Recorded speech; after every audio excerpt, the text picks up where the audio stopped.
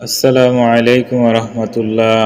সম্মানিত বিবাস সকলে কেমন আছেন? আলহামদুলিল্লাহ, আপনাদের দোয়া আল্লাহর রহমতে আমি ভালো আছি।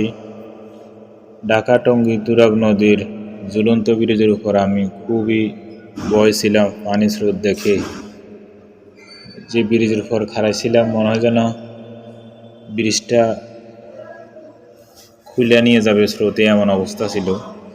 আর হালকা বৃষ্টি ছিল, হাতে দুইটা ব্যাগ ছিল, ছাতা ছিল, এর মধ্যে মোবাইল ধরাটা খুবই রিস্কি ছিল। আল্লাহর রহমত, আমি ভাবতেছিলাম আর ভিডিও করতেছিলাম, আল্লাহ না করুক যদি ব্রিজটা যদি স্রোতে যদি ভাঙ্গে নিয়ে যায় অথবা যদি ভাঙ্গে পড়ে যায় আমি, তাহলে কিভাবে আমি উদ্ধার হব?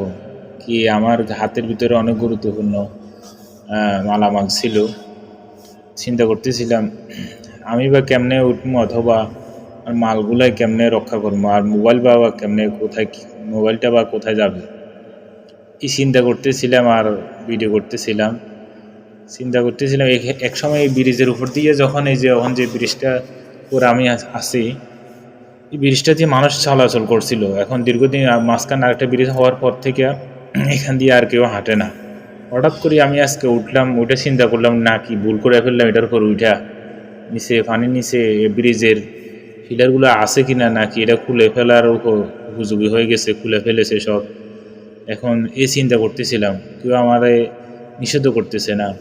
আবার পিছন দিয়ে আবার যে দেওয়ালগুলো আছে প্রায় অনেকটা মানে ব্রেকেট দেওয়া, তারপরও ভয়ে ভয়ে উঠছি। একসময় এটা দিয়ে চলাচল করছিলাম। এই জায়গাগুলো খুবই সংকীর্ণ আছে এখান দিয়া। এটা হলো দ্বিতীয় ব্রিজ নতুন তৈরি করছে, যেটা দেখা যায়